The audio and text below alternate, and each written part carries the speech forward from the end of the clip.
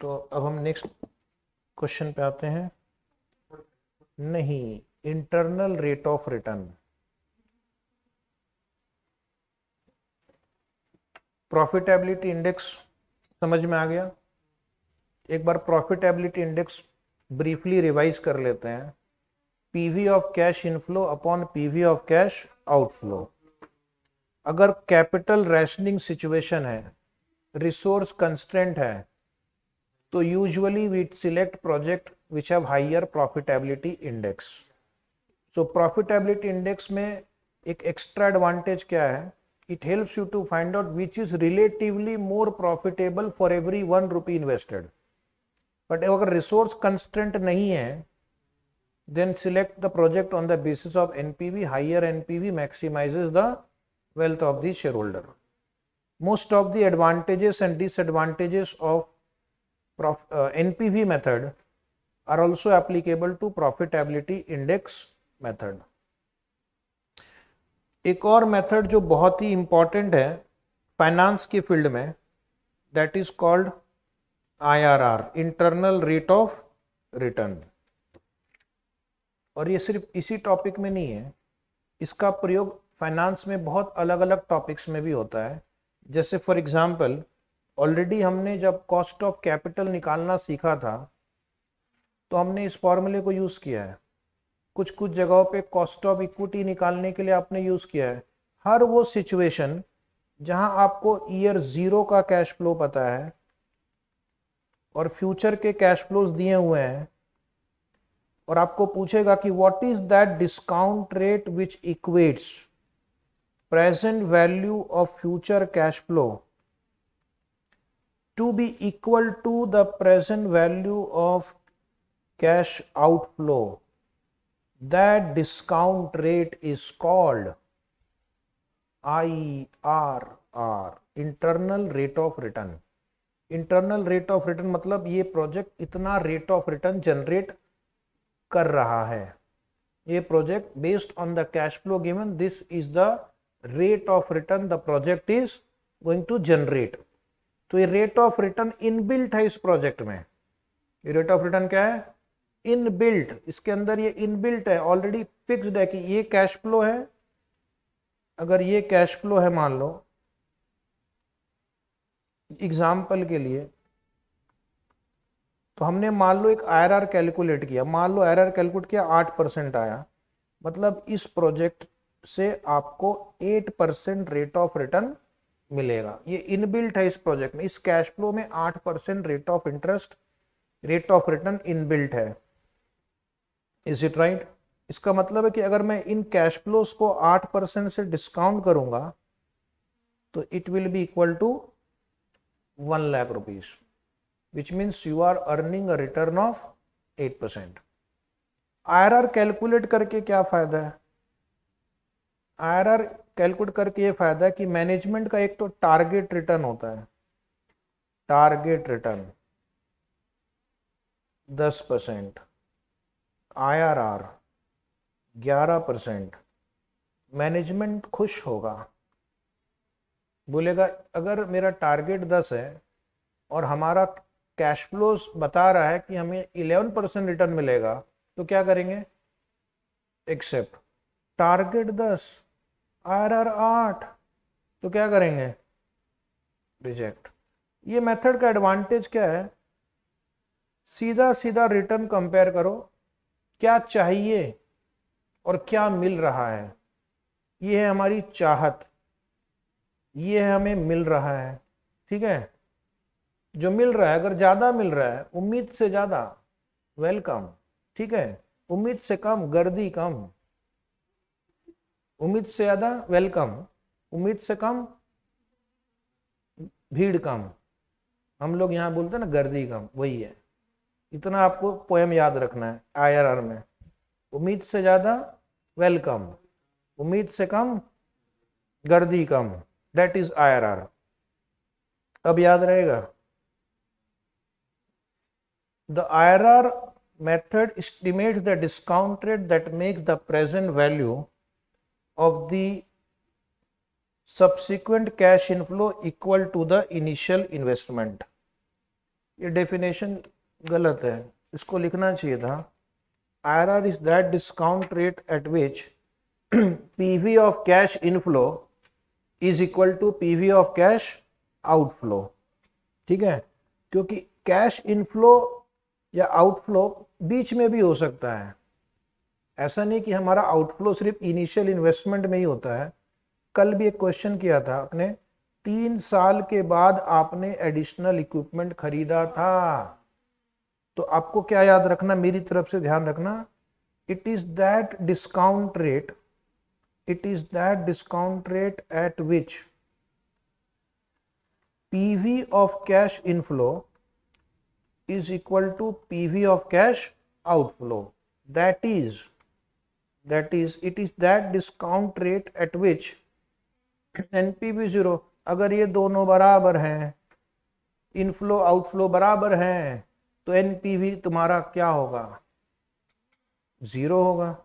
ठीक है, उन्होंने यहां पर फिर से लिखा है, ये इंस्टीट्यूट अलग अलग बुक से एक एक लाइन कॉपी कर करके लिख देती है। ठीक है, it is discount rate which equate the PV of expected cash inflow with the initial cash outflow.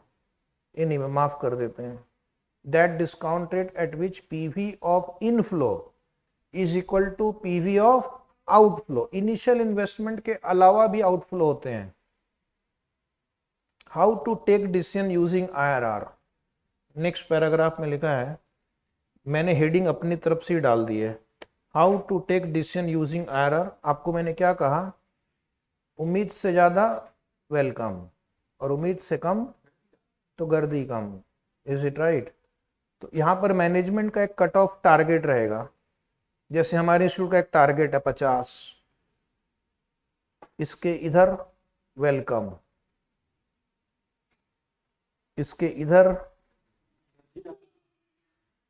गर्दी कम, इज इट राइट।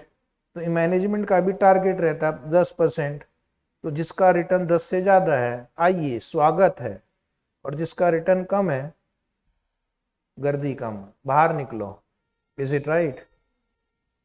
IRR को कैलकुलेट कैसे करते हैं, क्या आपकी बैच में कॉस्ट ऑफ कैपिटल पढ़ाया गया है? यस। तो वहां पर आपने एक टेक्निक यूज किया है जिसको हम बोलते हैं trial and error method, mathematically interpolation method. Okay, तो हम भी आज एक प्रॉब्लम सॉल्व करने जा रहे हैं। आपकी बुक में बहुत सारे लाइंस लिखी हुई हैं, उसकी कोई ज़रूरत नहीं है, हमें ऑलरेडी IRR पता है। ठीक है, चलिए IRR का फॉर्मूला देखते हैं। तो पहले मैं एक बार IRR के बारे में वापस बता दूं, अब तक की summary. IRR is that discount rate at which PV of cash inflow is equal to PV of cash outflow or NPV is 0 if the IRR is more than the target rate of return, except if IRR is below target rate of return, reject। अब IRR calculate कैसे करते हैं, आपके exam में calculator allowed, scientific calculator allowed नहीं है, आपके exam में फाइनेंशियल कैलकुलेटर अलाउड नहीं है, आपके एग्जाम में कंप्यूटर यूज करना अलाउड नहीं है। आपको बस ये सादा 300-400 रुपए वाला चाइनीज कैलकुलेटर अलाउड है, जिसमें साइंटिफिक फंक्शन नहीं होने चाहिए। तो इसलिए हमें क्लासरूम में, ध्यान से सुनना, बीच बीच में कमेंट नहीं करना है अनलेस रिलेटेड टू प्रॉब्लम। तो इसलिए क्लासरूम में हमको क्या करना है, अब हम बेचारे एक सादे कैलकुलेटर के साथ हमें रिवर्स वर्किंग करना है, हमें वो डिस्काउंट रेट निकालना है, हमें वो डिस्काउंट रेट निकालना जिसपे एनपीवी 0 आएगा। ये तो बहुत ही डिफिकल्ट काम है, तो उसके लिए एक तरीका ढूंढा गया है जिसको हम बोलते हैं ट्रायल एंड एरर मेथड। तो अगर आपको कैश फ्लो दिया हुआ है इस तरह से कि पहले साल 1 लाख, फिर 25,000 मिलेगा, 40 मिलेगा, 30 मिलेगा, 25,000 मिलेगा। ओह, अब इसको देखकर कल्पना करना है आपको कि इसका IRR क्या हो सकता है। तो इसके लिए कोई शॉर्टकट नहीं है, आपको एक गेस करना पड़ेगा, एक रेट। Is it right? तो रेट गेस कर लो, उसको हम बोलेंगे डिस्काउंट रेट। मान लो लोअर रेट है, 10% गेस किया प्रेजेंट वैल्यू एट 10% निकाल लो आप। अभी मैं कैलकुलेट नहीं करूंगा, सिर्फ समझा रहा हूँ। 10% से निकाला, मान लो आपका आंसर 10,000 रुपये आ गया। एग्जाम्पल पॉजिटिव आया तो क्या करना, रेट बढ़ा देना, 15% कर देना, 20 कर देना, ज्यादा गैप मत रखना, क्योंकि ज्यादा गैप रखेंगे तो आपका आंसर फिर एक्यूरेट नहीं आएगा। जितना दोनों रेट के बीच में गैप कम होगा उतना आंसर एक्यूरेट आएगा, उतना आंसर एक्यूरेट आएगा, बराबर। मान लो आपने 15 लिया तो 2,000 रुपीज नेगेटिव हो गया। ये क्या हुआ, कुछ दिक्कत आ गई, हमें तो जीरो चाहिए, हमें तो जीरो चाहिए। 10% जब मैंने यूज किया तो 10,000 रुपये आया, 15% यूज किया तो 2,000 नेगेटिव आया। इसका मतलब आरआर इन दोनों के बीच में ही छुपा है। तो एक काम करो, 10 से थोड़ा ज़्यादा लो, 15 से कम लो, 14% लेके देखो। तो 14% लिया तो फिर पॉजिटिव 900 रुपये आ गया। ओहो, थोड़ा ज़्यादा हो गया। 14.5 लो तो -63 आ गया। ओहो, 14.4 लो, फिर 21 प्लस आ गया। ऐसे थोड़ी देर ना, आधा एक घंटा ऐसा करते रहना, ठीक है। और उसके बाद कभी ना कभी तो जीरो आएगा। अगर ऐसा ही करेंगे तो 3 घंटे तो इसमें ही बीत जाएंगे। Is it right? तो ये सब नहीं करना है। एक पॉजिटिव आ गया, एक नेगेटिव आ गया, तो आईआरआर इसके बीच में ही होगा। अब इसकी लॉजिक समझना क्या है। इसकी लॉजिक ये है कि ये हमारा एनपीवी कर्व होता है, जो मैंने आज जब ये लेक्चर चालू किया था तो आपको बताया था। और मैंने कहा था कि यहाँ पर आईआरआर होता है। तो अगर आप 10% ले रहे हैं मतलब आप यहाँ पर हैं पॉजिटिव एनपीवी में, और अगर आपने 15 लिया है तो आपका एनपीवी नेगेटिव मतलब आप यहाँ पर है। तो कहीं ना कहीं आपको 10 से ज़्यादा और 15 से कम करना होगा। यही इस डायग्राम का पर्पस था। तो अभी आप समझिए आराम से। बचपन में मैथमेटिक्स में हमें सिखाया गया था डिस्काउंट रेट कितने से चेंज हुआ हमारा ऊपर एग्जाम्पल में, 5% से। एनपीवी कितने से चेंज हुआ हमारे ऊपर एग्जाम्पल में, 10,000 से -2,000 हो गया। तो 10,000 माइनस 2,000, तो एनपीवी एक्चुअली 12,000 से चेंज हुआ है। बहुत सारे बच्चे बोलते 8,000। पहले 10,000 पॉजिटिव था, अब वो -2,000 हो गया है। तो चेंज तो 12,000 हुआ ना। आपके मान लो बैंक में 10,000 रुपए है, आपने 12,000 निकाले, तब जाके -2,000 होगा ना। तो चेंज मैं पूछ रहा हूं, ठीक है। तो -2,000 माइनस माइनस प्लस हो गया। हमें चाहिए कि हमारा जो एनपीवी है वो सिर्फ 2,000 रुपए से कम हो। नहीं, वो सिर्फ 10,000 रुपए से कम हो। 10,000 अभी ज्यादा है ना। अगर 10,000 रुपए मुझे एनपीवी को कम करना पड़े तो मेरा एनपीवी जीरो हो जाएगा। अभी 10,000 पॉजिटिव है, उसको मैं 10,000 से गिरा दूं तो एनपीवी जीरो हो जाएगा। तो बचपन के उन अच्छे दिनों को याद करो जब टीचर आपको कुछ, ये क्या बोलते थे इसको, क्रॉस मल्टीप्लिकेशन, इसी तरह से रटाती थी। ये 5 चेंज हुआ तो ये 12,000 हुआ। तो 10,000 अगर आपको चेंज करना है तो ये कितना होना चाहिए, 5% इंटू 10,000 डिवाइड बाई 12,000। 4 पॉइंट कुछ आ रहा है क्या, कितना, 5, ओके 4.16 कर दो, क्या दिक्कत है अपने को। तो अब आप यहाँ 10 पे खड़े, डायग्राम देखो। आप सोच रहे थे ना मैंने सुबह में डायग्राम क्यों ड्रॉ किया, तो 10 पे तो मैं यहाँ हूँ, इसमें और 4.16, तो ये आंसर 14.16 हो जाएगा। 14.16 पे वो लाइन जो है वो एक्स एक्सिस को कट कर जाएगी।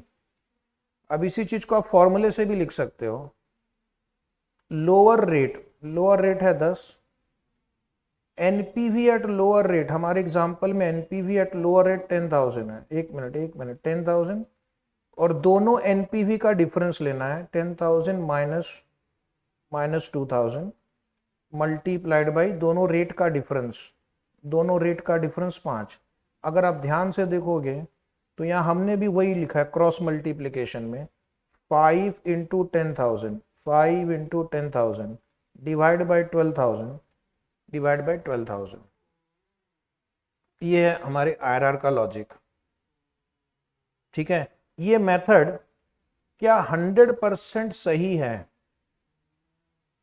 क्या ये मेथड 100% फुल प्रूफ है? बोलो हाँ या ना। आज अपनी इंटेलिजेंस दिखाओ। ये मेथड 100% फुल प्रूफ नहीं है। क्यों नहीं है? तुमने नहीं नहीं तो बोल दिया, गाना के साथ साथ गाना सुर में सुर मिला दिया।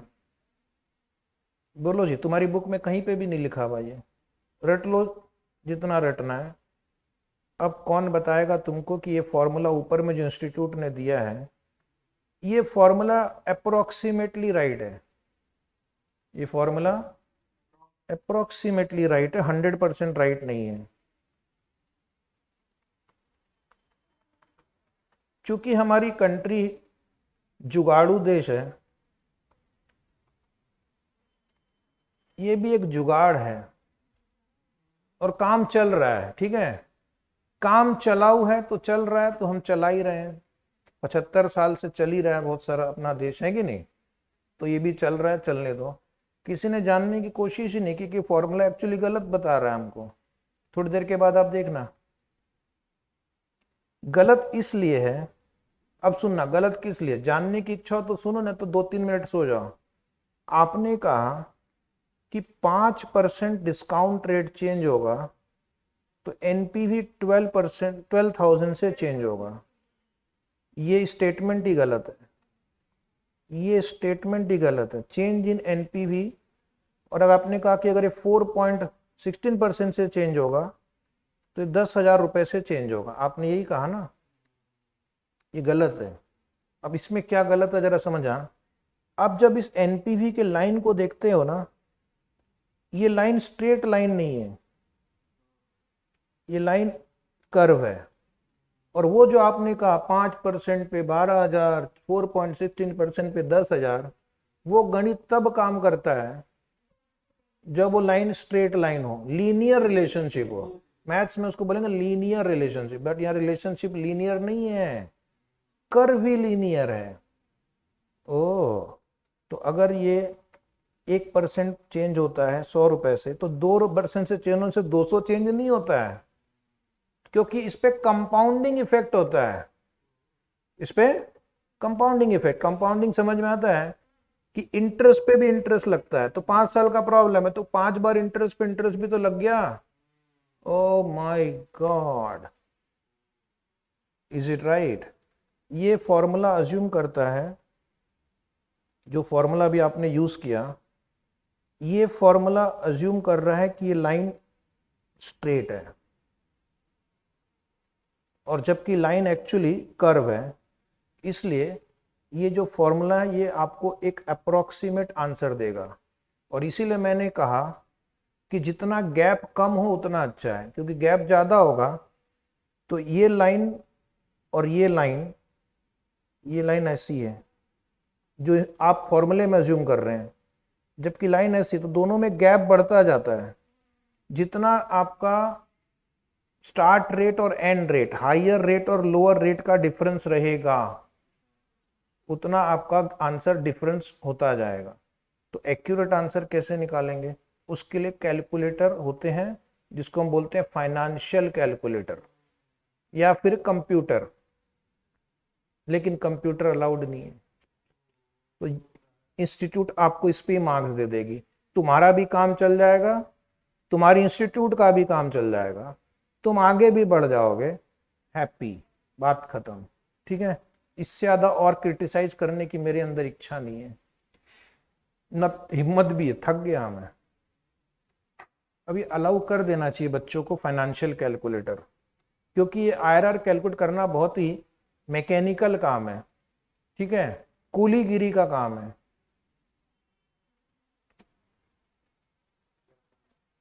रेडी? तो एक क्वेश्चन करें क्या? तो आईआरआर के बारे में हम लोग और डिस्कशन करेंगे. It is one of the best methods of project evaluation, but it has got some drawbacks also. पहले क्वेश्चन करते हैं. क्वेश्चन नंबर 6 पर आना. Every student please come to question number 6 of your book. It is in your study material also. Chapter चल रहा है investment decision. A limited is evaluating a project involving N outlay of ₹10 lakh resulting in an annual cash inflow of 2,50,000 for 6 years. Salvage value is 0. Compute the IRR of the project.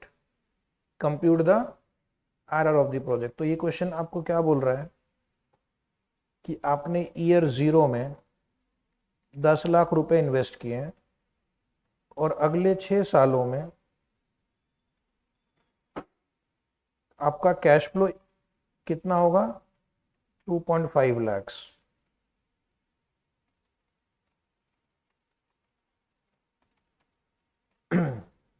$2.5. You have to find a discount rate at which the present value of the future cash flow is also equal to 10 lakh. तो इसके लिए हमें क्या करना पड़ेगा? IRR का method use करेंगे. Write down calculation of IRR. देखो ये सब क्वेश्चन में मैं कुछ भी नहीं बोल सकता क्योंकि गेस वर्क ही लगेगा. इस डेटा से, इतने सारे डेटा से आपके पास ज्यादा इक्विपमेंट नहीं है सॉल्व करने के लिए. गेस करो क्या करें. 10-12% से स्टार्ट करके देखते हैं. नॉर्मली 10-12% से स्टार्ट करके देखो.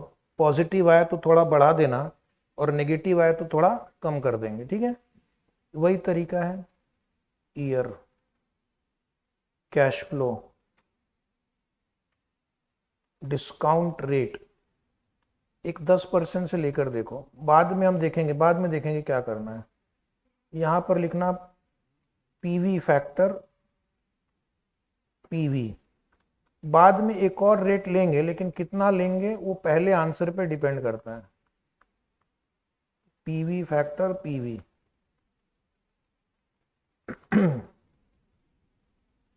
एक शॉर्टकट है लेकिन उसके लिए हमें ना प्रेजेंट वैल्यू फैक्टर टेबल चाहिए.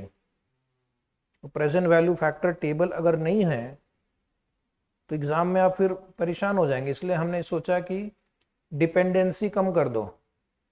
Don't have dependency on anything. मैंने आपको मान लो शॉर्टकट सिखा दिया, उसके लिए एक प्रेजेंट वैल्यू फैक्टर टेबल होता है, उसमें से काफ़ी सारा अंदाज लग जाता है. लेकिन अगर एग्जाम में क्वेश्चन एज इट इज आ गया और टेबल नहीं है तुम्हारे पास तो तुमको आना चाहिए. ठीक है, तो पहले ईयर 0 में लिखना कैश फ्लो 10 लाख और 1 से लेकर 6 इसको ब्रैकेट में रखना. बातें कम करना, काम पे ज्यादा फोकस करना, कंटिन्यूअसली डिस्टरबेंस नहीं करना है. ठीक है.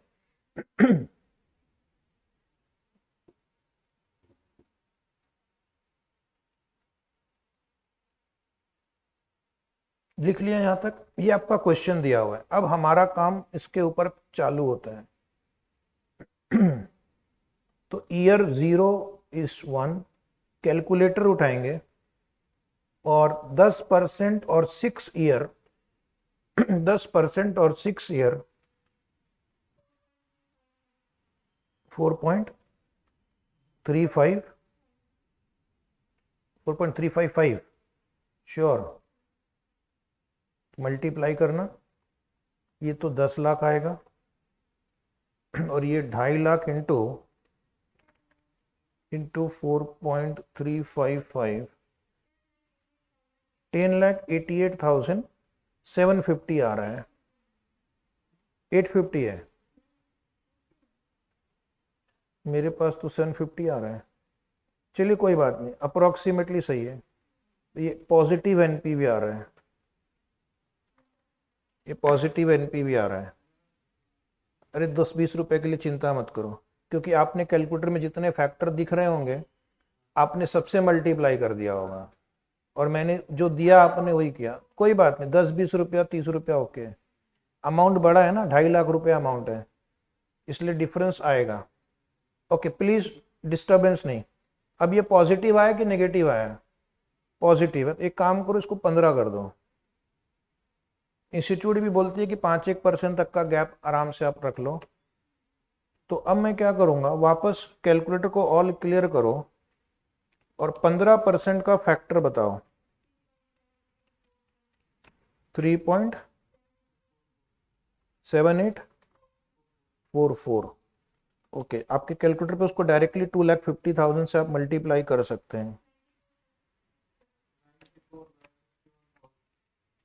9,46,100 आ रहा है मेरा, जो आपने नंबर दिया उसके हिसाब से। कोई बात नहीं, थोड़ा डिफरेंस आ रहा है ना, टेंशन मत लो। थोड़ा से डिफरेंस के लिए परेशान नहीं होना है, उतना डिफरेंस अलाउड है, उतना डिफरेंस राउंडिंग ऑफ का अलाउड है, फैक्टर की वजह से डिफरेंस अलाउड है। अब ये आंसर नेगेटिव आ रहा है, अभी ये आंसर आप देख रहे हैं नेगेटिव आ रहा है। तो अभी आपको यहां पे लिखना है IRR इज इक्वल टू, इसका मतलब हमारा आंसर इन दोनों के बीच में है, इसका मतलब हमारा आंसर इन दोनों के बीच में है।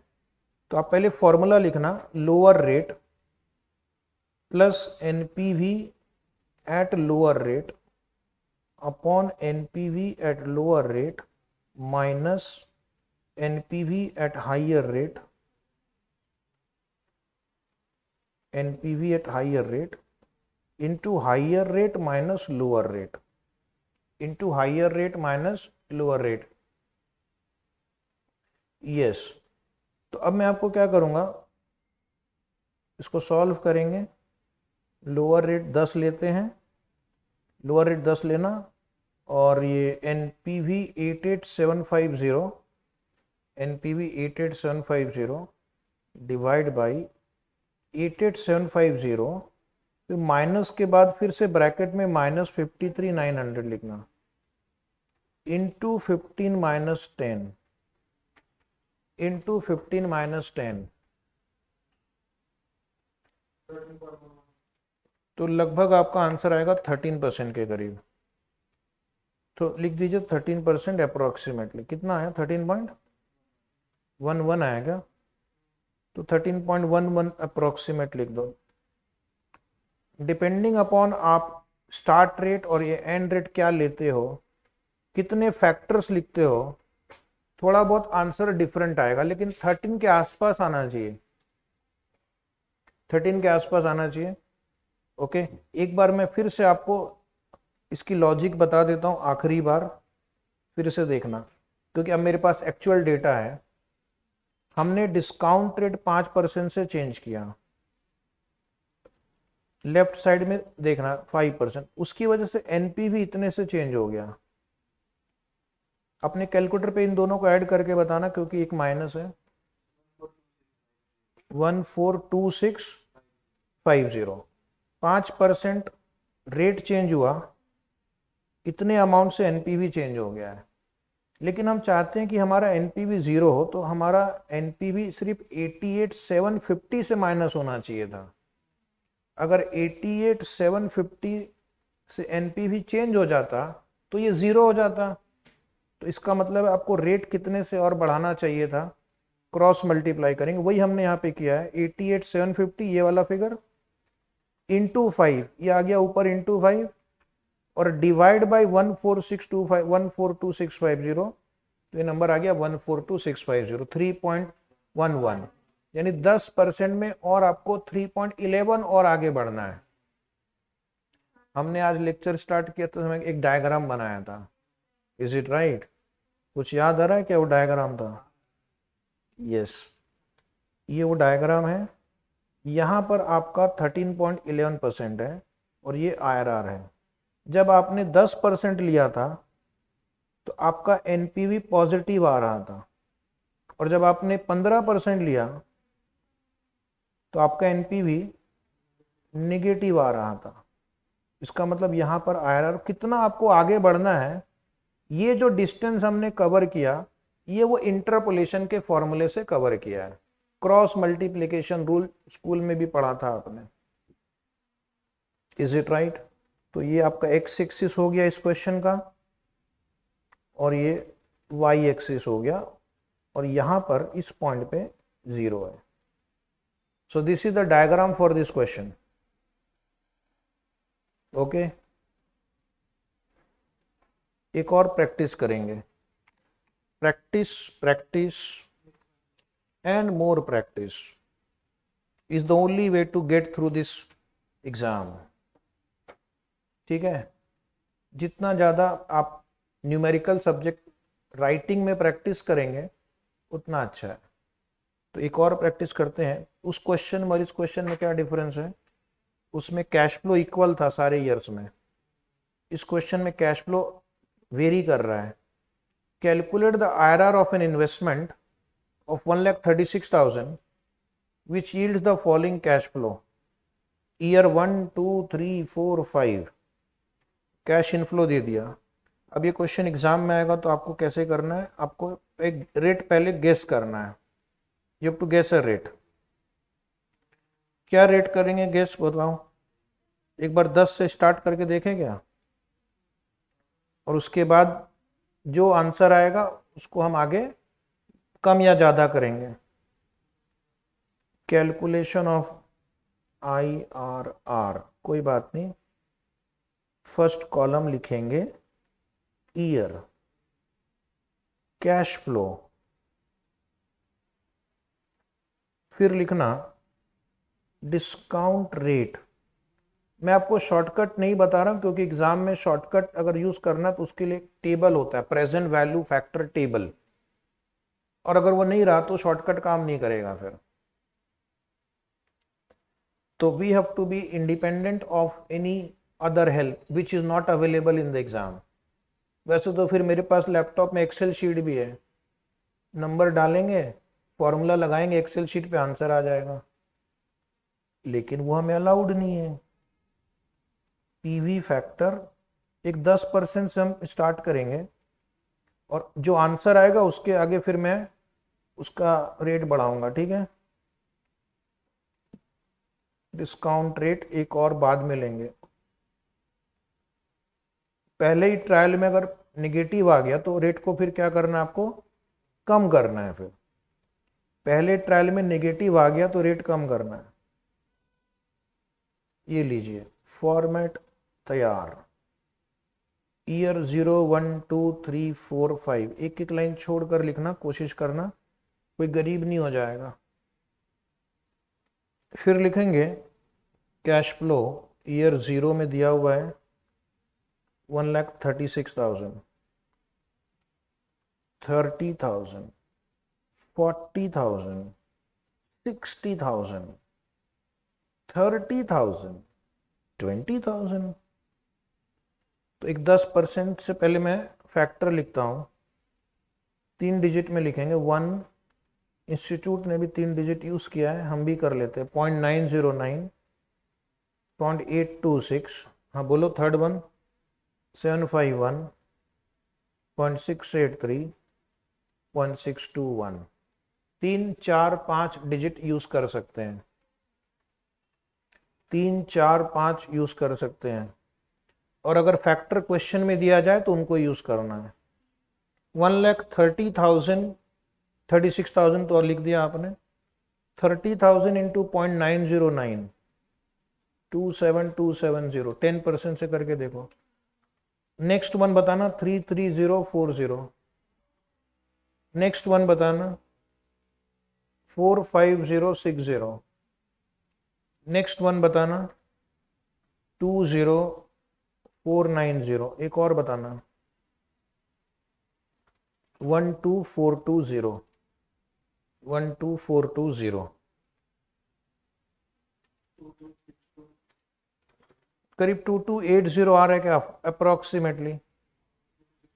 हाँ ठीक है, 2262 आ रहा है तो लिख दो, कोई आपत्ति नहीं है मुझे। अभी स्टूडेंट क्या करेगा, अब वो काफी जीरो के काफी नजदीक पहुंच रहे हैं हम, तो इसको 12% कर दो, 12 या 13 कर दो, 14 कर दो, कोई दिक्कत नहीं, आपको जो ठीक लगे। 12, 13, 14, 15 करके देखो। ईयर 0 पे लिखना है 1, 12% का फैक्टर है 0.893, फिर से इक्वल टू प्रेस करना, 797 712 636, फैक्टर लिख रहे हैं 567। अभी मुझे सिर्फ टोटल बताना लास्ट कॉलम का, अभी मुझे सिर्फ टोटल बताना लास्ट कॉलम का।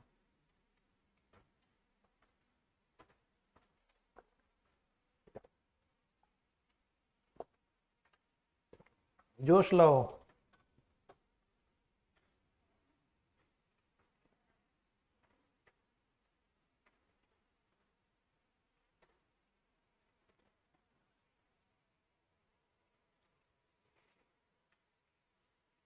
Total of the last column,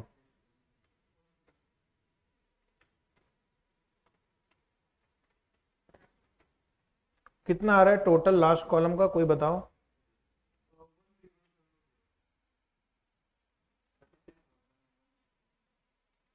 जरा इंस्टीट्यूट का एक एक करके चेक करते हैं। 1,36,000 है ये, चेक करना। 26,790 है क्या? 31,880 है अप्रोक्सीमेटली। 42,720 है। 1,90,80 अप्रोक्स।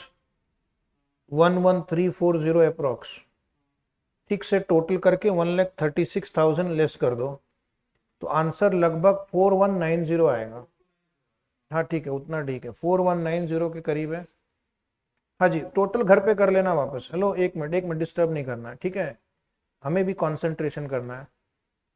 टोटल करने में गलती करेंगे तो घर पे चेक करना है।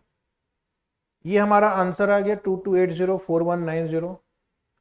अगर आप बेसिक मैथमेटिक्स में गलती करेंगे तो ये चैप्टर बहुत मुश्किल है, क्योंकि कैलकुलेशन का लोड बहुत ज़्यादा है।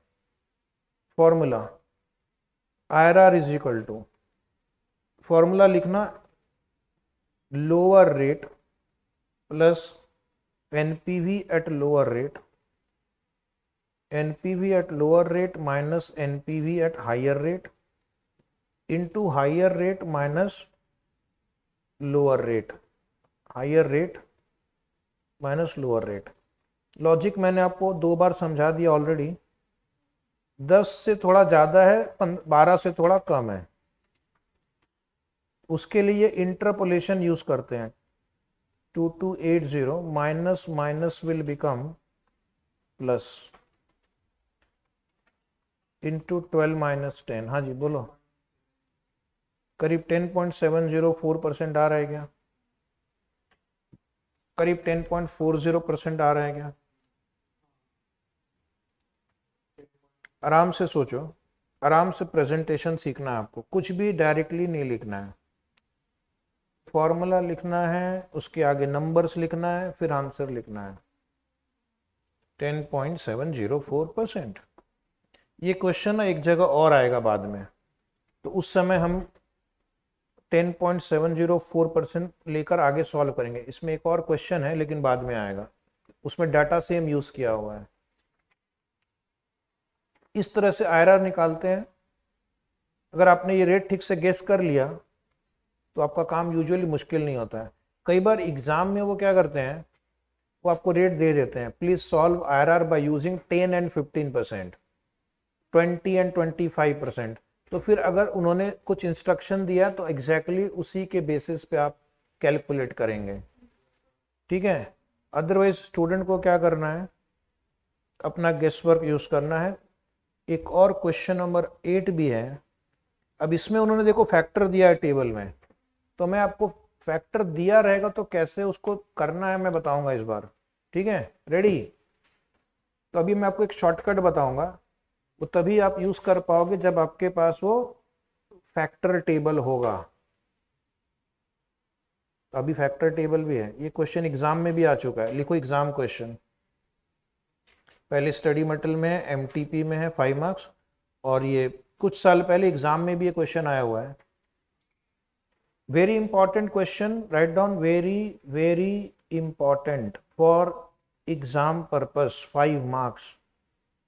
A company proposes to install machine involving a capital cost of rupees 3,60,000। ये आपका कैपिटल इन्वेस्टमेंट है। Life of the machine is 5 year, salvage value nil. Machine will produce net operating income after depreciation. दिख रहा है कि क्या लिखा हुआ है? Underline, net operating income after word पे ध्यान दीजिए, डेप्रीशिएशन माइनस करके 68,000 पर एनम आया है, तो ये पीबीटी है। क्या है? पीबीटी, डेप्रीशिएशन माइनस हो चुका है। टैक्स रेट 45% है, नीचे 5 साल का फैक्टर, क्यूमुलेटिव फैक्टर दे रखा है। ये मेरे काम का है, मैं आपको बताऊंगा कि अगर ये दिया हो तो शॉर्टकट कैसे यूज करते हैं। ये होगा तो ही शॉर्टकट यूज कर पाएंगे आप। Compute IRR, compute IRR. तो पहले इस क्वेश्चन में आपको एक छोटा सा काम करना होगा, CF80 निकालना होगा। CF80 नहीं आएगा तो गाड़ी आगे बढ़ेगी कैसे? गाड़ी दौड़ाने के लिए CF80 चाहिए। इस चैप्टर का पेट्रोल CF80 है, ठीक है। Right hand side rupees. Student बोल रहा है कि पहला मौका सर मुझे दीजिए, मैं आज आपको CF80 निकाल करके दिखाऊंगा। तो मैंने कहा जा जी ले अपनी जिंदगी, निकाल दे आज CF80।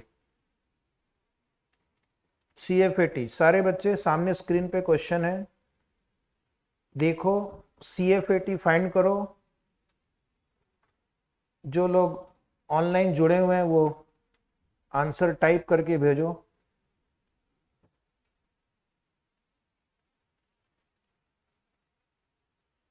CF80 फाइंड आउट करना है, सही गलत चिंता मत करो, ट्राई करो।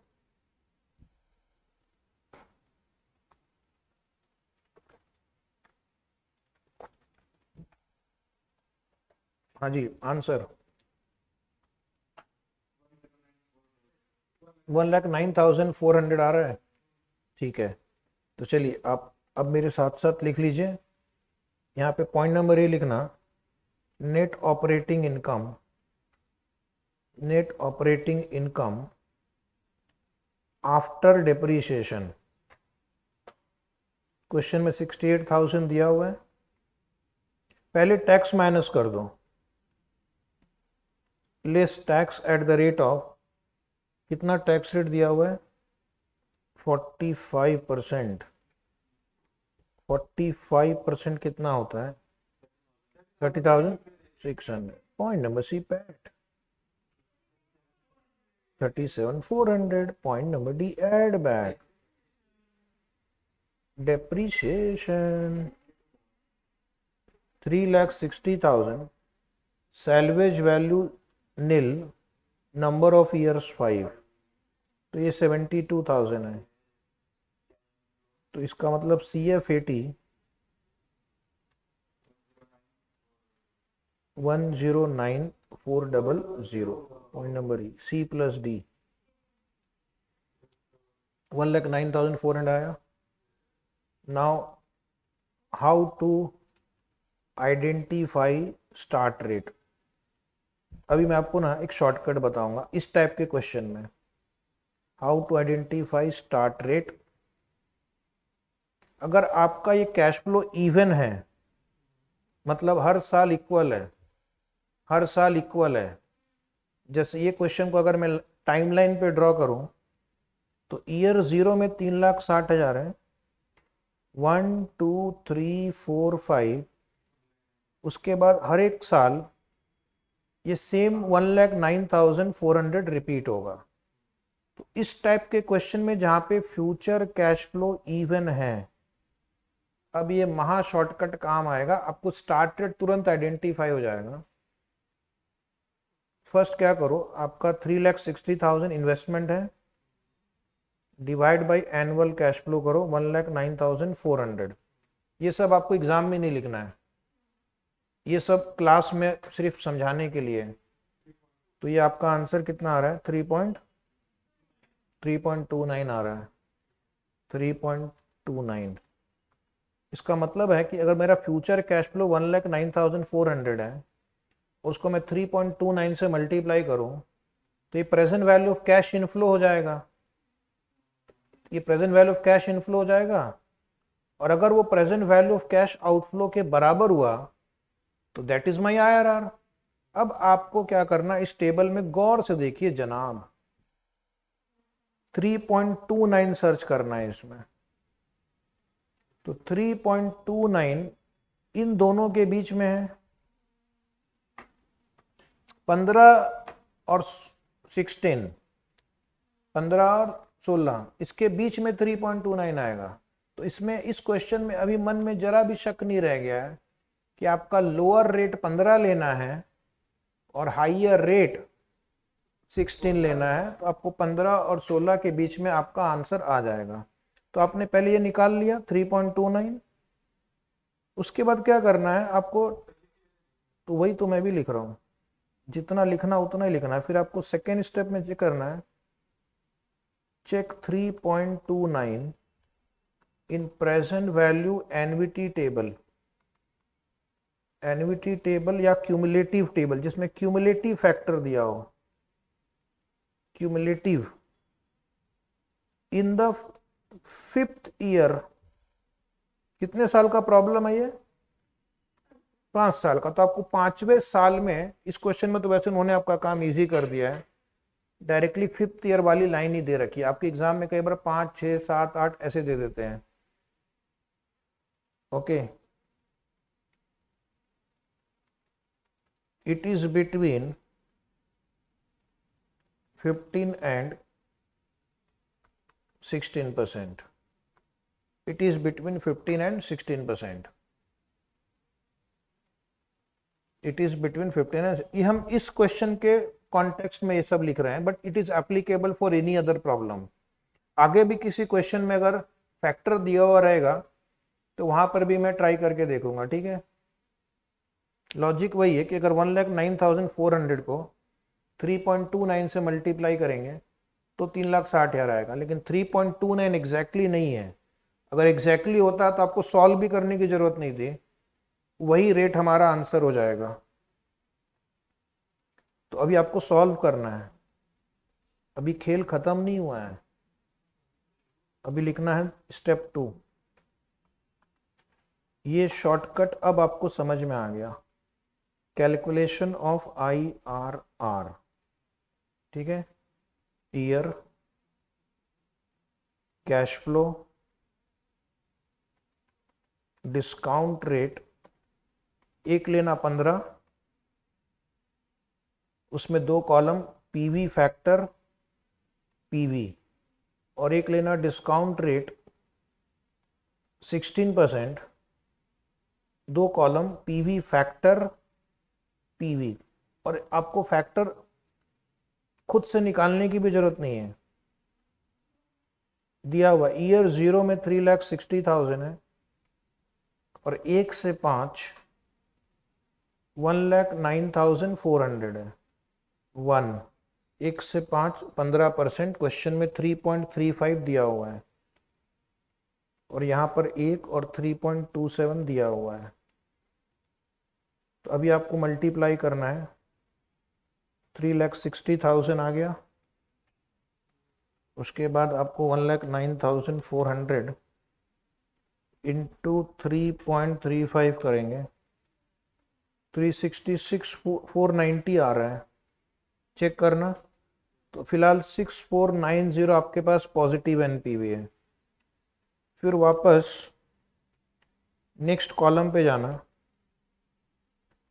357,738 और यहाँ पर ब्रैकेट में 3,60,000। बहुत ही अच्छे से आप आगे बढ़ रहे हैं।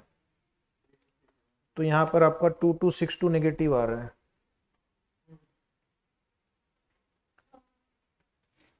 यानी 15 से ज्यादा है, 16 से कम है, 15 से ज्यादा, 16 से कम। नीचे फॉर्मूला लिख के IRR निकाल लीजिए। नीचे फॉर्मूला लिखना है आपको, IRR is equal to lower rate plus NPV at lower rate upon NPV at lower rate minus NPV at higher rate into higher rate minus lower rate. Come on please reply. ये था आपका 15 plus 6,490 upon 6490 minus 2262 into 16 minus 15 answer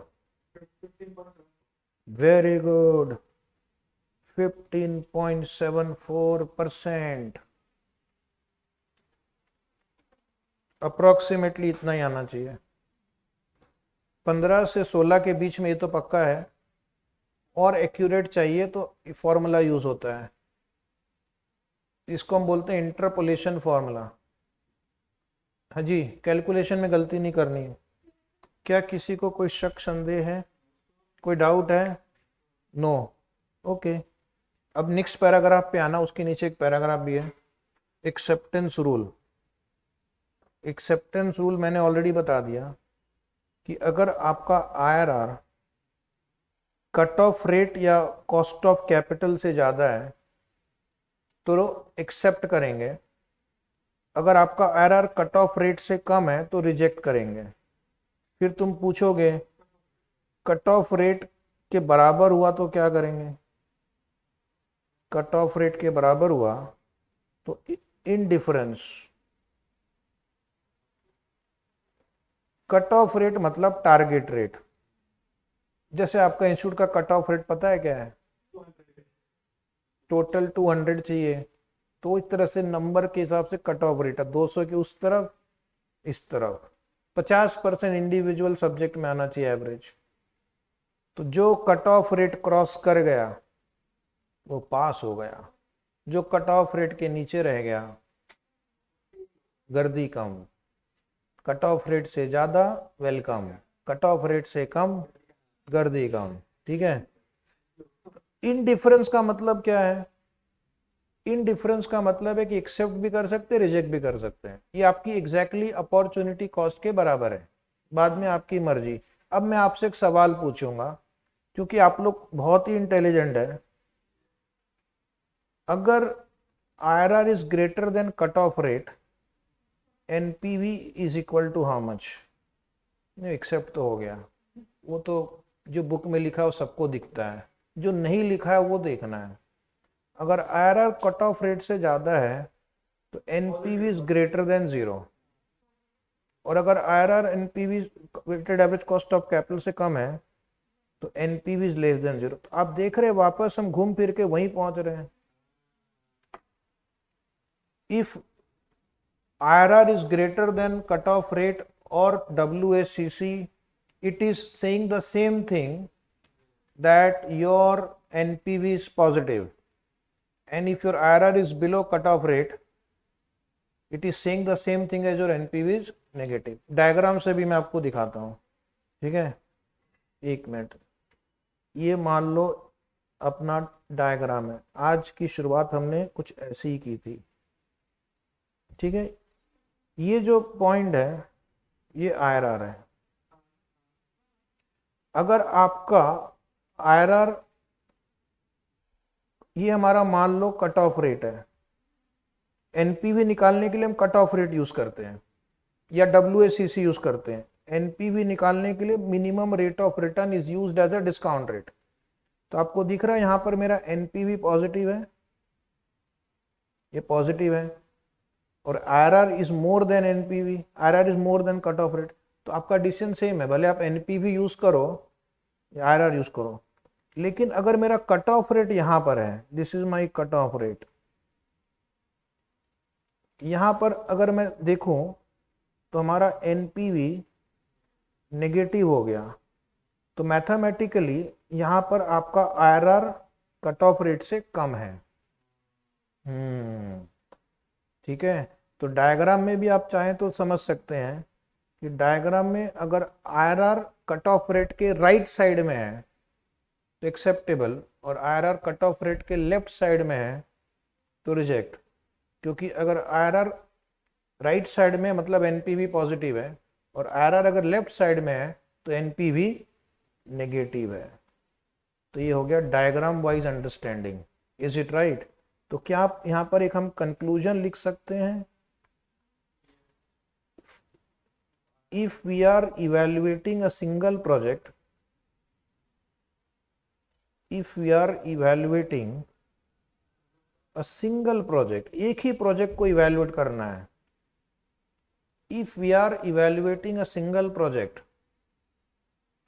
IRR, NPV and profitability index techniques will provide consistent answer, will provide consistent answer, will provide consistent answer. Sir consistent answer का मतलब या तो सभी के सभी बोलेंगे एक्सेप्ट करो या सभी के सभी बोलेंगे रिजेक्ट करो. उसको इस चैप्टर में एक नाम दिया गया है नो कन्फ्लिक्ट, मतलब मेथड्स के बीच में कन्फ्लिक्ट नहीं होगा, नो कन्फ्लिक्ट. ऐसा नहीं कि IRR बोल रहा है ए को एक्सेप्ट करो और वो बोल रहा है बी को एक्सेप्ट करो या वो बोल रहा है रिजेक्ट करो. एक ही प्रोजेक्ट रहेगा तो कोई भी मेथड आप यूज कर सकते हैं. एक ही अगर प्रोजेक्ट है तो कोई भी मेथड यूज कर सकते हैं डिसीजन लेने के लिए, क्योंकि तीनों के तीनों मेथड आपको सेम सलाह देंगे. दिक्कत कब आएगी? जब दो या दो से ज्यादा आपको प्रोजेक्ट में से किसी को सिलेक्ट करना हो, तो ऐसा हो सकता है कि किसी का NPV ज्यादा हो, किसी का IRR ज्यादा हो, किसी का प्रॉफिटेबिलिटी इंडेक्स ज्यादा हो. तो वहां पर हमें क्या करना होगा? ये $1 मिलियन क्वेश्चन है. अगर IRR और NPV कन्फ्लिक्ट कर रहे हैं दो प्रोजेक्ट के बीच में, project A B, IRR 16%, 20%, NPV 2 lakh, 1,80,000, इसको बोलते हैं कन्फ्लिक्ट ऑफ रैंकिंग. बोलो जी क्या करोगे? किसके साथ जाओगे तुम? कल को तुमको मैंने बना दिया अपनी कंपनी का CFO और आपको ये दो प्रोजेक्ट में से किसी एक को सिलेक्ट करना हो, नहीं नहीं, तुम आराम से एक फाइनल जवाब देना, कोई इफ बट देन नहीं. ए बोलो है, बी बोलना है. फंड्स कंस्टेंट हो तब भी, नहीं हो तब भी, आंसर एक ही है. इस बार दो आंसर नहीं है. जिसका NPV ज्यादा है, एक व्यक्ति का कहना जिसका NPV ज्यादा है, कोई और विचार? एक का कहना है 20%, यानी प्रोजेक्ट बी के साथ जाएंगे. कन्फ्लिक्ट हो गया आप दोनों दोस्तों के बीच में. अगर जॉइंट मैनेजिंग डायरेक्टर होगा कंपनी में तो दोनों में तो से मुक्का मुक्की हो जाएगी. एक बोलेगा A, एक बोलेगा B, थोड़ी देर के बाद शर्ट फाड़ देंगे एक दूसरे का, पैंट खींचेंगे. ठीक है, तो mutually exclusive projects create problem. Mutually exclusive project can create problem with IRR technique because IRR is expressed in percentage and does not take into account the scale of investment or the quantum of money earned. तो IRR मेथड के साथ एक समस्या है कि जब हम म्यूचुअली एक्सक्लूसिव प्रपोजल्स को इवैल्यूएट करते हैं, then it is not a very strong method. Then सारे मेथड का सरदार कौन है? NPV. तो मैं आपको एक एग्जांपल लिखवाऊंगा आज. इस पॉइंट को थोड़ा और इलैबोरेट करने के लिए इंस्टीट्यूट के बुक में बहुत अच्छे से नहीं लिखा गया. लिखिए start, heading IRR and mutually exclusive projects. Heading क्या चल रही है अपनी? IRR and mutually exclusive projects. IRR and mutually exclusive projects. थोड़ा मैं एक एग्जांपल ऐड किया मैंने यहाँ पे अपनी तरफ से, ताकि स्टूडेंट को इस पॉइंट पे और क्लैरिटी आए. मॉड्यूल में एग्जांपल में उन्होंने नंबर यूज किए बिना ही डायग्राम ड्रॉ कर दिया है. देख रहा है एक डायग्राम है वहां पे, उसने उस डायग्राम को एक्सप्लेन भी कर दिया है, लेकिन उसका नंबर है ही नहीं कहीं पे भी. दूसरी बात, तो डायग्राम गलत है, उसने स्ट्रेट लाइन ड्रॉ किया है. स्ट्रेट लाइन हो ही नहीं सकता. NPV curve is not a straight line because of the compounding effect. Because of the simple interest नहीं कैलकुलेट होता है, कंपाउंड इंटरेस्ट होता है. आप डिस्काउंटिंग जो करते हैं 1 डिवाइड बाई 1.10, फिर इक्वल टू प्रेस करते हैं तो वो कंपाउंड इफेक्ट हो रहा है, वो तो लाइन स्ट्रेट लाइन आएगी नहीं ना, इंटरेस्ट पे इंटरेस्ट लग रहा है। सिंपल इंटरेस्ट ड्रॉ करोगे तो आ जाएगा स्ट्रेट लाइन। चलिए, दो प्रोजेक्ट दिख रहे हैं आपको। हाँ, ये एग्जाम्पल अच्छा है समझने के लिए, बाकी तो जीवन चल ही रहा है। प्रोजेक्ट ए का इनिशियल ईयर 0 में 200 आउटफ्लो है, 80 80 80 80 इनफ्लो है, और 10% एनपीवी है। एनपीवी एट 10% है। या तो आप निकाल लो या फिर मुझ पे ट्रस्ट करो। क्या करेंगे? ट्रस्ट। ट्रस्ट कर सकते हैं। 53.59 आया। आईआरआर आप निकालोगे या मुझ पे ट्रस्ट करोगे? हाँ, खुद से निकालेंगे तो भी आधा घंटा उसमें ही लग जाएगा। तो फिलहाल आप मान के चलो कि आईआरआर जो मैंने दिया आपको सही है, 21.86%। घर पे ट्राई कर लेना भले, अगर शक हो तो, समझना हो तो भी। अब मैं आपको क्या करूंगा, एक प्रोजेक्ट बी दूंगा। प्रोजेक्ट बी में देखना क्या है, 200 पहले साल, दोनों का आउटफ्लो बराबर है, लेकिन इसमें आपका 4th ईयर में एक साथ ही 400 आ गया। इसकी एनपीवी निकालो। इसकी एनपीवी कैसे निकालेंगे? इसकी एनपीवी आपको निकालने के लिए पहले 400 को डिस्काउंट करना पड़ेगा। उसके लिए ट्राई करो कैलकुलेटर पे, 400 डिवाइड बाई 1.10, 4 बार इक्वल टू -200। आ गया? लगभग आ गया? बोलो ना हाँ। एक बार फिर से, हाँ, 400 डिवाइड बाई 1.10, 4 बार इक्वल टू -200। हाँ, ये इजी था इसलिए जल्दी हो गया। और इसका आईआरआर घर पे निकालना, अभी फिलहाल मुझ पे ट्रस्ट करो। 18.92 तो कन्फ्लिक्ट हो रहा है अभी। कैपिटल बजटिंग टेक्निक्स के दो पावरफुल टेक्निक्स में आज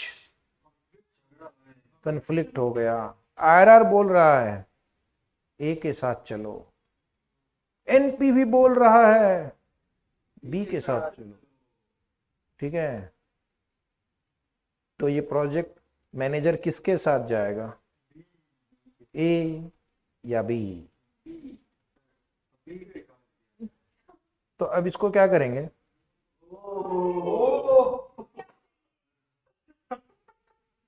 कलाकारी और क्या है। ये देखिए, दो लाइन में ड्रॉ करूंगा, ये इन दोनों प्रोजेक्ट के एनपीवी को आपको रिप्रेजेंट कर रहा है। मैं देखना चाहता हूं बच्चे लोगों की इंटेलिजेंस, इसमें से कौन सी लाइन प्रोजेक्ट ए को रिप्रेजेंट कर रही है और कौन सी लाइन प्रोजेक्ट बी को रिप्रेजेंट कर रही है। ऊपर वाली बी को रिप्रेजेंट कर रही है।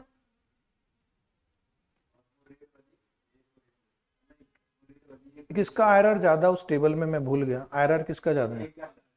ए का ज्यादा है। एक आईआरआर यहां पर है और एक आईआरआर यहां पर, तो आपको आईआरआर से आपको समझ में आ जाएगा। जो ज्यादा आईआरआर वो ए का था शायद, तो रेड वाली लाइन जो है वो ए है और ये जो ब्राउन है वो बी है। ओके, आपकी बुक में भी ऐसा एक डायग्राम बना हुआ है देखना, लेकिन उन्होंने स्ट्रेट लाइन ड्रॉ किया है। एक तो वो गलती है, दूसरा उसने बहुत सारा नंबर्स लिखे हैं बट ठीक से एग्जाम्पल नहीं दिया है। तो आप ये लाइन ड्रॉ कर लीजिए नोटबुक में, दो अलग अलग कलर यूज करना, दो अलग अलग कलर यूज करना। अगर दो कलर नहीं तो कम से कम एक पेन और एक पेंसिल तो होगा, या बहुत ज्यादा ही गरीबी है।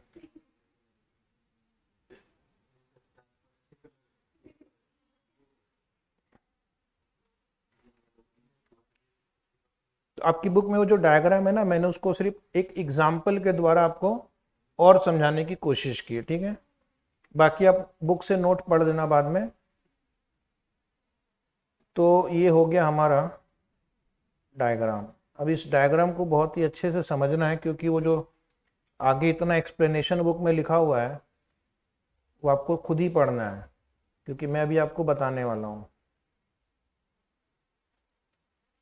अब आप देखेंगे इस डायग्राम में एक पॉइंट ऐसा है जहां पर ये दोनों इंटरसेक्ट कर रही है, दोनों लाइन। इनका कर्व अलग अलग होने का कारण ये है कि इनका जो कैश फ्लो का पैटर्न है, कैश फ्लो का जो पैटर्न है वो बहुत डिफरेंट है। प्रोजेक्ट ए में इवन कैश फ्लो है, हर साल 80 80 80 80, और प्रोजेक्ट बी में अनइवन कैश फ्लो है, इसलिए प्रोजेक्ट बी का एनपीवी बहुत जोर से गिरता है। ये प्रोजेक्ट बी है, ये प्रोजेक्ट ए, इसका एनपीवी धड़ाम से गिर रहा है। क्यों धड़ाम से गिर रहा है? क्यों धड़ाम से गिर रहा है इसका एनपीवी? क्योंकि उसका लास्ट ईयर में ज्यादा कैश फ्लो है ना, तो हाइयर कैश फ्लो अगर आपको लास्ट में मिलेगा, उसको डिस्काउंट करते हैं तो उसका प्रेजेंट वैल्यू कम हो जाता है। दूर के कैश फ्लो को डिस्काउंट करोगे तो प्रेजेंट वैल्यू बहुत कम आएगा। ट्रू और फॉल्स? तुम सोचो ना आराम से, 400 को 1.10 से डिवाइड करेंगे और 400 को 1.10 टू दी पावर 4 से डिवाइड करेंगे, तो ये ज्यादा धड़ाम से गिरेगा ना। तो इसका ये लाइन भी बहुत ही धड़ाम से गिर रहा है, ठीक है। और एक एकदम थोड़ा ऐसे स्मूथ है, धीरे धीरे धीरे धीरे गिर रहा है। अब ये जो पॉइंट जहां पर एक दूसरे को इंटरसेक्ट कर रहे हैं, इसका एक नाम है cross over point. Cross over point. और ये जो डिस्काउंट रेट है इसको हम बोलेंगे cross over rate. Cross over rate. Cross over rate का मतलब है कि इस डिस्काउंट रेट पे दोनों की एनपीवी इक्वल होगी। क्रॉस ओवर रेट का मतलब है कि at cross over rate the NPV, देख रहे हो कि यहां पर अगर मान लो मैं एक लाइन डालूं तो दोनों प्रोजेक्ट की एनपीवी सेम आएगी। At cross over rate NPV of two projects are equal. NPV of two projects are equal.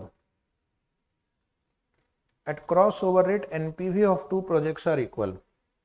आपकी बुक में बहुत अच्छे से एक्सप्लेन नहीं किया, ठीक ठाक किया है। और यहां पर आपको यहां पर लिख कर रखना, इस डायग्राम में आईआरआर ऑफ बी है और ये आईआरआर ऑफ ए है। अभी आपको सिर्फ स्क्रीन पे ध्यान देना है, मैं एक पॉइंटर यूज करूंगा, उस पॉइंटर को फॉलो करना है, ठीक है। ये क्रॉस ओवर रेट है। आपको एक रेड पॉइंटर दिख रहा है, जरा यस बोल के बताना। हाँ जी। अगर आपका डिस्काउंट रेट एनपीवी निकालने के लिए, ध्यान से सुनना है, अगर एनपीवी निकालने के लिए आप discount rate cross over rate से कम यूज करेंगे, क्रॉस ओवर रेट से कम यूज करेंगे मान लो, ठीक है। एग्जाम्पल के लिए आपने एक डिस्काउंट रेट ये यूज कर लिया है और अभी मैं स्ट्रेट लाइन ड्रॉ करूंगा, तो किसका एनपीवी ज्यादा आ रहा है? बी का एनपीवी ज्यादा आ रहा है। NPV of B. और ये किसका एनपीवी है? NPV of A. तो यहां पर आपका कन्फ्लिक्ट हो रहा है। कन्फ्लिक्ट यानी आईआरआर तो ए का सदैव ज्यादा रहेगा, वो तो लॉक हो गया है, लेकिन आप एनपीवी निकालने के लिए क्या डिस्काउंट रेट यूज कर रहे हैं, इससे दोनों प्रोजेक्ट के एनपीवी में फर्क पड़ेगा।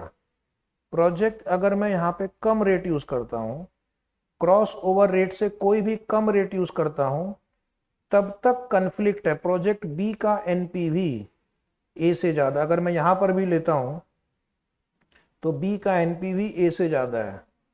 लेकिन अगर आप क्रॉस ओवर रेट से ज्यादा यूज करते हैं, मान लो मैंने ज्यादा यूज कर लिया, अब आप देखना ये ऊपर किसका एनपीवी?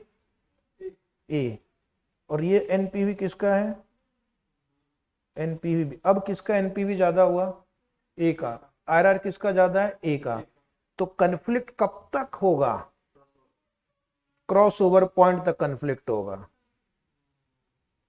इफ एक और लाइन लिखना, फिर मेरी ये कहानी खत्म हो जाएगी क्रॉसओवर रेट का। If discount rate for NPV calculation,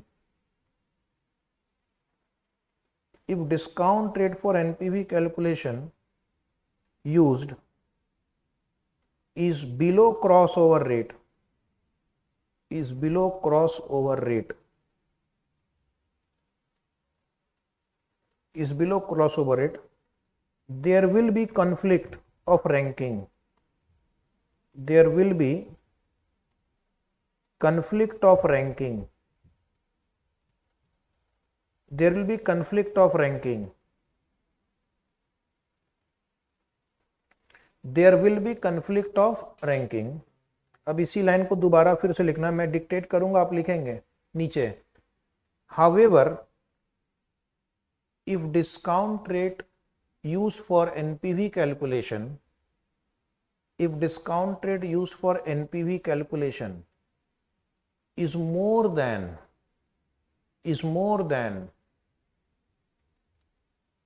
the cutoff rate, sorry, more than the crossover rate, not cutoff, crossover. If discount rate used for NPV calculation is more than crossover rate, अच्छी handwriting, is more than crossover rate,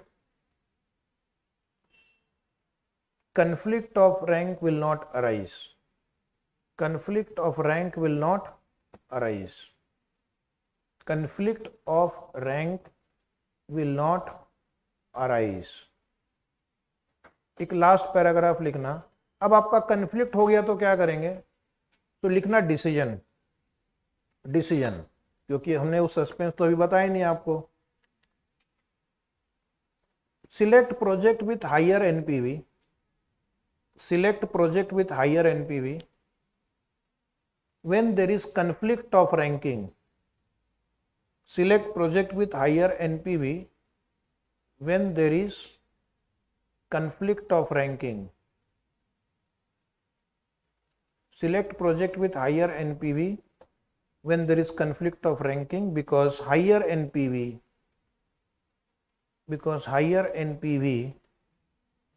maximizes, higher NPV maximizes shareholders wealth, because higher NPV maximizes shareholders wealth, higher NPV maximizes shareholders wealth। also एक और line जो मैं आपको कल explain करूंगा, also the assumptions of NPV technique, also the assumptions of NPV technique is more realistic, also the assumption of NPV technique is more realistic than IRR, assumptions of NPV technique is more realistic than IRR। इसलिए जब भी NPV और IRR में अगर clash होगा तो किसको लेना है, NPV को ही लेना है। यहां पर आपको इफ बट देन नहीं बोलना है। एनपीवी और पीआई मेथड में क्लैश होगा तो आपको देखना है कि फंड्स की पोजीशन क्या है। अगर मान लो फंड्स अनलिमिटेड है, फंड्स में कोई रिस्ट्रिक्शन नहीं है, तो वहां पर भी एनपीवी को ही लेना है। लेकिन अगर कैपिटल कंस्ट्रेंट है तो हायर पीआई वाले प्रोजेक्ट को लेना है। ठीक है, so now we will continue tomorrow. Thank you very much, see you tomorrow, bye bye. We'll again start tomorrow at the same time.